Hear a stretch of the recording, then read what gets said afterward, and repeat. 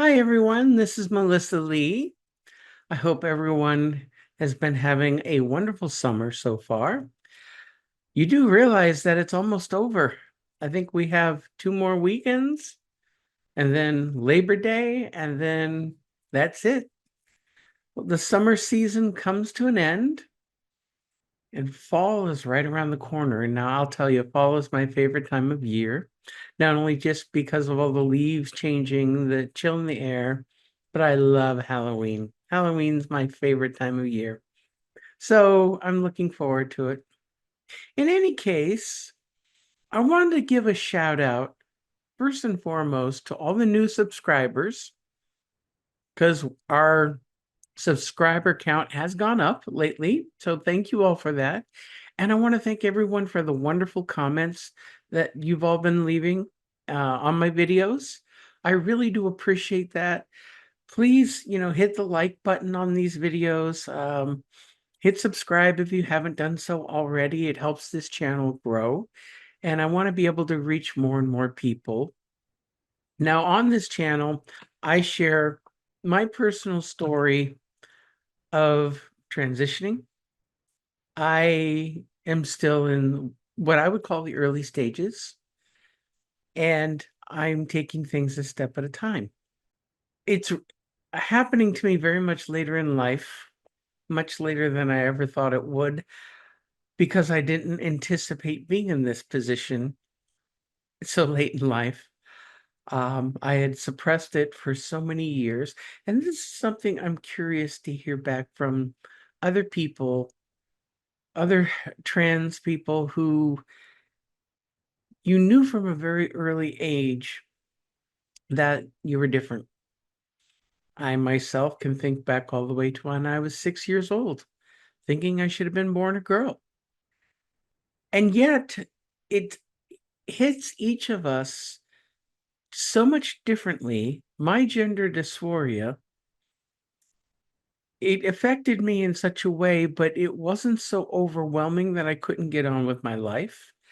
I didn't understand it, so I just moved on with life as a boy, but not an overly masculine one, but certainly not an overly feminine one either. I rode that fine line.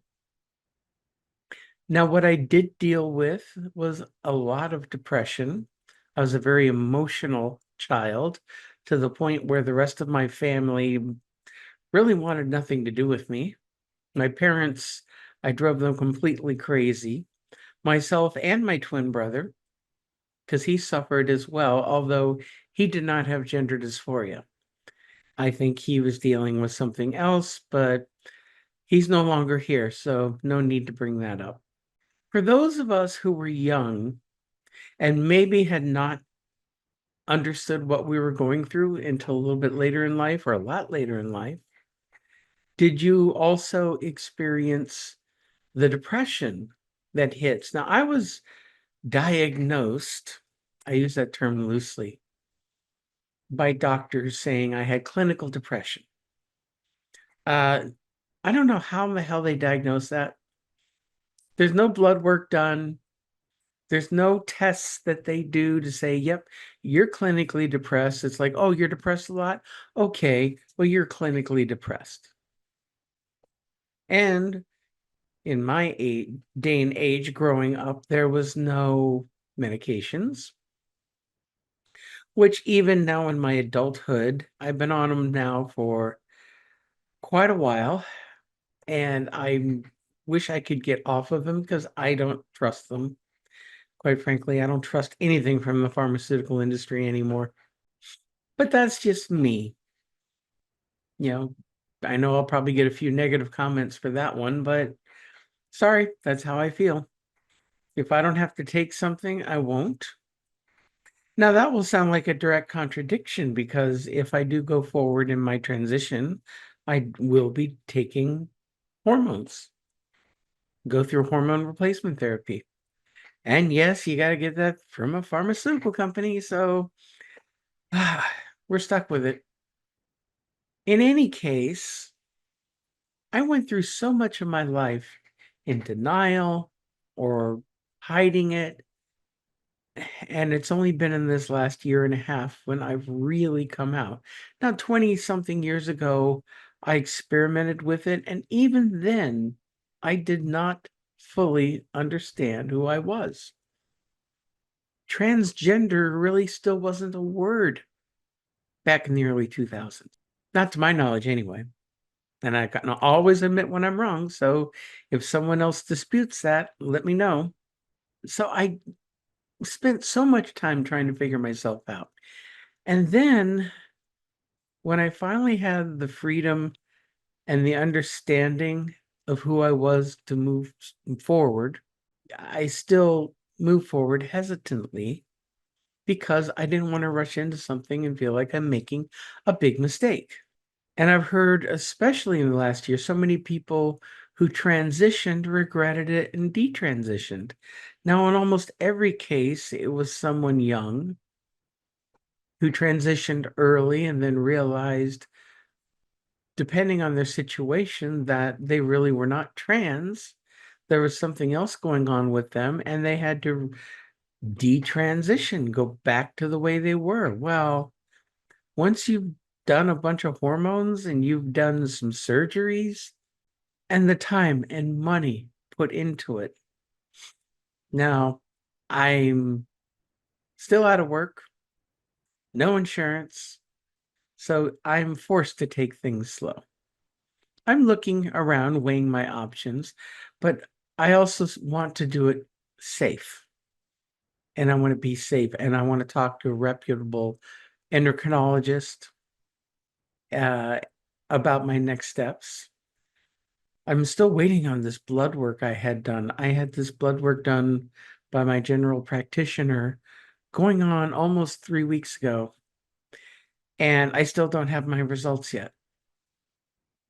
That's our medical system today.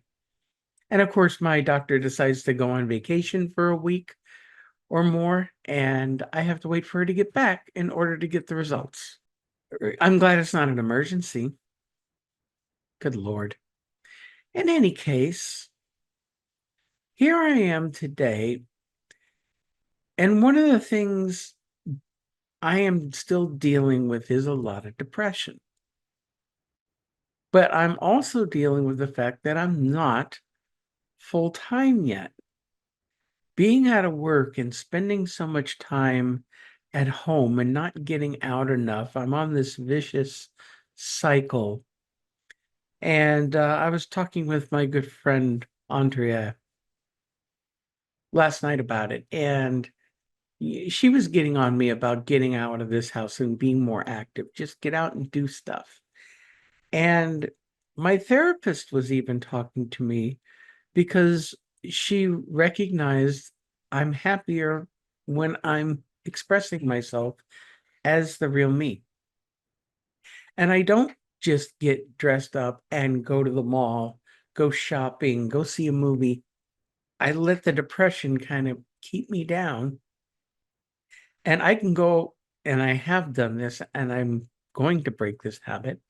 I could stay in this house all week and not step foot outside. That's bad. That's really bad. Depression is an evil, ugly thing.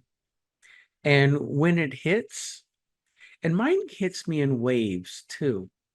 Like I'll go through a 24-hour period where I am just totally a wreck. And then I come out of it.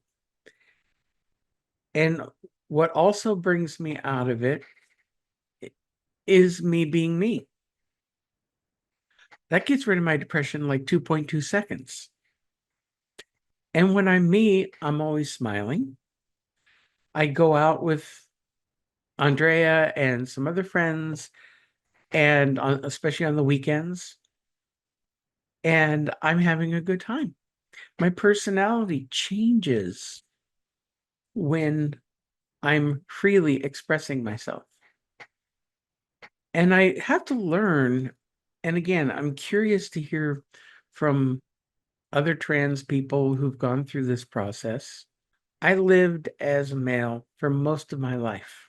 So now that I'm expressing my feminine side, I still have what I consider to be a lot of old bad habits that I'm trying to get rid of. Not that I'm trying to force myself to act more like a woman, because that can go badly very quickly. Instead, I just want to be myself, have a good time. I do notice my I call it personality, but Andrea called it more of just characteristics of changes. And I notice I'm so different when I'm me compared to the other me. Now, tonight, I'm recording this late afternoon. I'm going out tonight after I record this, and I am meeting with some important family members who I just came out to recently. And this will be their first time experiencing Melissa. I would be lying if I said I wasn't nervous. I am. I'm still going forward with it. I'm not scared because they've already told me they accept me, and I've shown them lots of pictures. But now it's going to be seeing us in person. And I warned them that kind of be prepared because Millie does not act like the other person. I'm much more outgoing. I'm a little more animated. The hands tend to do a lot. Um, they're gonna have to get used to my voice because I've been working on it and I do raise the pitch. So I think it's gonna be a shock for them. I mean, coming out was enough of a shock, but they accepted it. But being there in person, I'm curious to see how well they accept it because they could say up front that they accept it, but then when presented with the reality, who knows what will happen. So luckily, it's just a get together. We're going to meet at a local pub a little bit later tonight and have some drinks and talk. And they get to finally meet Andrea, and we'll see how it goes. Hopefully, everything goes smoothly and we'll just continue to move forward because I'm reaching a point where I'm going to be going full time. I'm thinking before the end of the year. I'm looking for jobs right now as Millie to give me an opportunity to not only make some money and hopefully get some insurance, but to be myself more full time. And I have a bad habit when I do lay around the house. It's just easy to go back into bad habits of throwing on a t-shirt and shorts, sweat shorts or whatnot, all my older guy stuff. And even my therapist started telling me that, maybe I should start dressing at home, even in casual wear, casual women's wear. Now, understand this, okay? I don't, I'm not a cross-dresser, and I do not get a sexual thrill whatsoever from putting on women's clothing. Clothes are clothes to me. So that's why it's so easy just to throw on what I've always had for all these years. But I think she's right. I think I need to start breaking that habit, making these little changes in my life to be more as Millie. So when I reach that point of going full time, now, you know what? Women all the time they'll throw on a men's t-shirt, some sweat shorts, whatever. When they're casual at home, working outside, going for a jog, whatnot. Although women have some pretty nice jogging outfits, I'll tell you that. I need to start living it more, I think. Maybe there's a part of me that's been afraid to move forward in that department. I don't know. I'm using this as my sounding board. And while I'm talking to a lot of other women in my situation or similar to my situation, I'm still figuring things out. And any input you have for me, I would appreciate, especially those of you who have walked this path already, gone down this road. Andrea is a few years ahead of me. I have fully trans friends who I get advice from. I try not to bother them too much with too many questions, but yet I also recognize with my calendar age, I need to kind of get this ball rolling. Now, I know people who transition way older than me, and God bless them. Wow, God bless them. Uh, but I want to do the most with the time I have. I'll see where it goes. I mean, ideally, I will be full time for the end of the year. I would love to start HRT before the end of the year. It might be into next year. There was one route I was going to go with this nearby organization, but some of their rules and things they're asking for is very problematic. Not that I'm trying to go the easy route by any means, because I know there's some places like Planned Parenthood that would give out hormones like candy, and I don't want to do that either. I've had some major surgery earlier this year. I want to make sure there's no drug interactions or that I'm prone to blood clots. So I need to talk to a real doctor. So again, baby steps, steps at a time, but I'm setting my milestones as I'm going. Good project management, and I'll see what happens. I'm just hoping again, somewhere in here, I get a job, start having an income again, not living off my savings, and just happily moving forward with my life.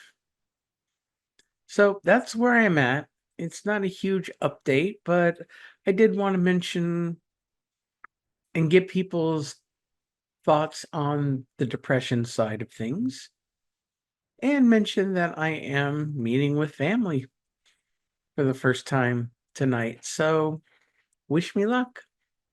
By the time you all see this, it'll already have happened, and I will let everyone know what happens in my next update. So until then, everyone have a wonderful week to come. Be good humans, and we'll talk with you all soon. Take care.